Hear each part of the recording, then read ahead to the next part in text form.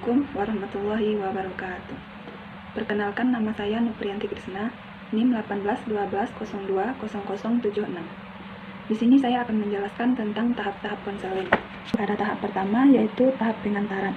Tahap ini adalah upaya mengantarkan klien untuk memasuki proses konseling. Dalam tahap ini, seorang konselor hendaklah menerima kliennya dengan hangat dan apa adanya. Setelah itu, kemudian konselor akan menjelaskan tentang pengertian, tujuan, asas-asas yang berhubungan dengan konseling, serta manfaat yang klien dapatkan setelah melakukan proses konseling ini. Selanjutnya yaitu tahap penjajakan. Pada tahap ini, seorang konselor berupaya untuk menjelajahi dan menjajaki hal-hal permasalahan yang berhubungan dengan klien dan perkembangan permasalahan yang dialami oleh klien. Pada tahap ini, seorang konselor berusaha mengungkap dan mencari informasi yang diperlukan dalam rangka memahami kondisi yang dialami oleh klien tersebut. Selanjutnya yaitu tahap penafsiran, di mana seorang konselor mencoba menafsirkan hasil dari ungkapan dan laporan data-data dan informasi yang diperoleh dari klien melalui tahap penjajakan tadi. Sejumlah informasi yang didapatkan dari klien, baik itu dari dirinya sendiri maupun lingkungannya itu, kemudian disimpulkan dan dipahami, diambil maknanya secara tepat. Hasil penafsiran ini kemudian dimanfaatkan untuk kepentingan prognosis dan dalam menentukan intervensi yang tepat.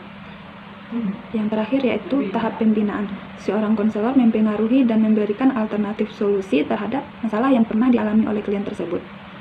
Pada tahap ini, konselor juga mempengaruhi kliennya untuk mengambil keputusan yang menurut mereka yang lebih tepat untuk mereka laksanakan. Fokus tahap ini yaitu upaya yang dilakukan untuk memberikan solusi, mengubah persepsi, keyakinan, tingkah laku, dan sebagainya yang dilakukan guna membawa klien tersebut keluar dari masalah yang dialaminya. Assalamualaikum warahmatullahi wabarakatuh. Perkenalkan, saya Resi Junita dari Universitas Islam Negeri Imam Bonjol Padang dari jurusan Bimbingan Konseling Islam. Di sini saya akan menjelaskan tentang teknik khusus layanan bimbingan konseling Islam, yaitu layanan informasi. Pengertian layanan informasi.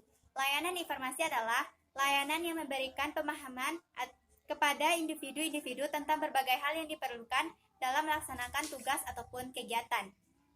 Fungsi-fungsi layanan informasi, yaitu untuk membekali individu dengan berbagai hal ilmu pengetahuan dan pemahaman tentang berbagai hal yang diperlukan untuk mengaktualisasi diri. Fungsi utama layanan informasi adalah yaitu pemahaman dan pencegahan. Tahap-tahap pelaksanaan layanan informasi yaitu yang pertama, perencanaan, yang kedua, pelaksanaan, yang ketiga, evaluasi, yang keempat, analisa hasil evaluasi, yang kelima, tindak lanjut, yang keenam, laporan. Permasalahan yang bisa diselesaikan menggunakan layanan informasi adalah yaitu membantu individu yang masih ragu ataupun tidak mengetahui tentang jenis pekerjaan ataupun pendidikan yang sesuai dengan dirinya, yang sesuai dengan bakat dan minat yang ada di dalam dirinya. Terima kasih, sekian. Assalamualaikum warahmatullahi wabarakatuh. Assalamualaikum warahmatullahi wabarakatuh. Video ini akan menampilkan salah satu contoh proses konseling untuk memenuhi tugas ujian akhir semester mata kuliah Teknik Khusus Labor Konseling. Saya Dina Adeliza, NIM 1812020066, jurusan Bimbingan Konseling Islam, Fakultas Dakwah dan Ilmu Komunikasi, Universitas Islam Negeri Imam Bonjol Padang. Di sini saya sebagai konselor. Selamat menyaksikan. Waalaikumsalam, silakan masuk dek.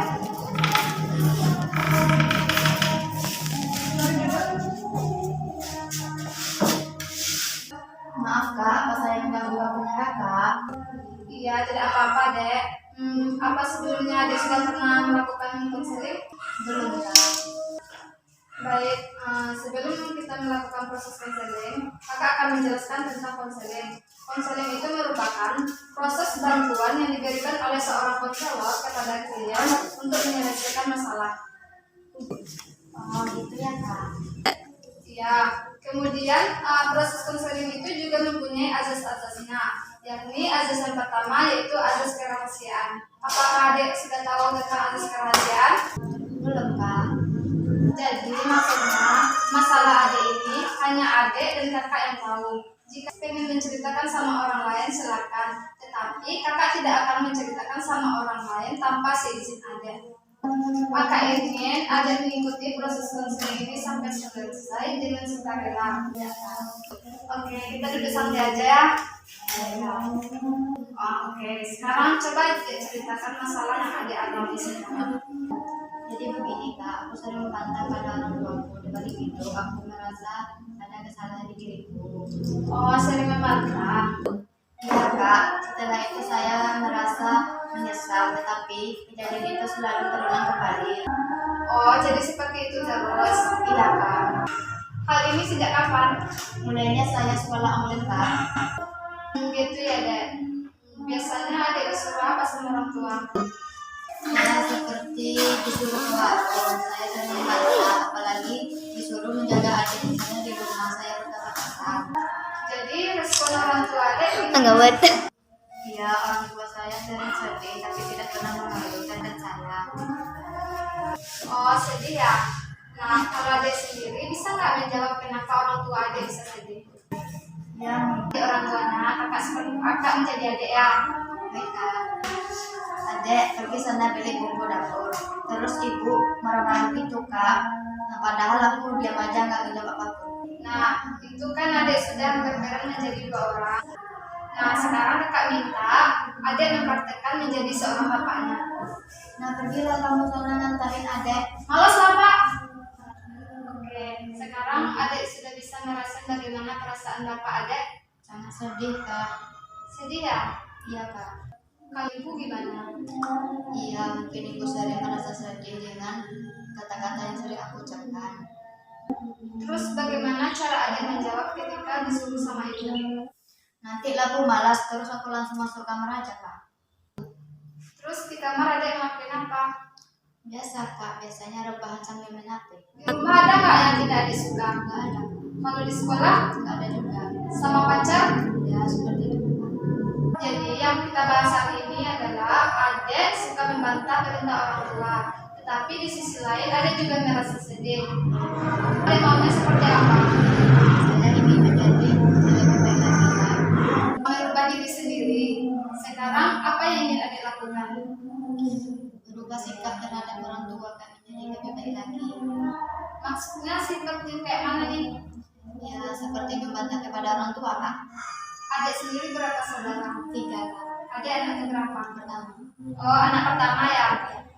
Jadi adik-adikmu masih kecil ya?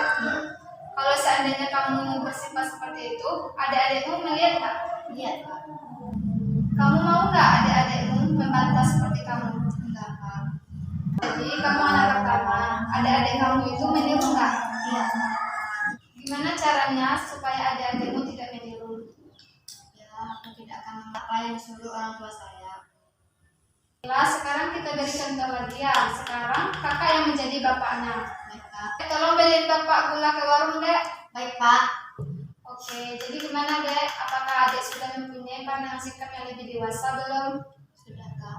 Jadi inti masalah ini sudah kita bahas tadi, bahwa adik sulit untuk melakukan hal-hal yang disuruh oleh orang tua, sedangkan di sisi lain adik merasa sedih dan ingin memperbaiki diri adik. Apakah begitu? Iya kak. Keputusan adik untuk memperbaiki diri itu sangatlah bagus. Menjadi orang tua itu tidaklah mudah. Suatu saat nanti adik juga akan merasakan bagaimana jadi seorang orang tua. Kalau adik bisa memuliakan orang tua, adik akan masuk surga. Ia bisa membantah orang tua karena orang tua masih ada. Pernah nggak adik membayangkan kalau teman-teman adik itu ada yang tidak memiliki orang tua? Bagaimana perasaannya ketika hari raya Idul Fitri atau Idul Adha? Iya, kelihatannya sedih kak, teman-teman saya tidak mempunyai orang tua lagi. Jadi ya, nah sekarang selagi kita masih mempunyai orang tua, kita harus memuliakan orang tua karena di luar sana masih ada orang yang tidak memiliki orang tua. Baiklah, sepertinya proses konseling kita sudah mau habis. Di lain waktu kita akan lanjut lagi ya. Sekarang bagaimana perasaan adek? Sepertinya saya merasa lebih baik kak. Oke, proses konseling ini kita akhiri sampai sini dulu ya, Dek. Baik, terima kasih banyak ya kak. Ya, sama-sama, Dek.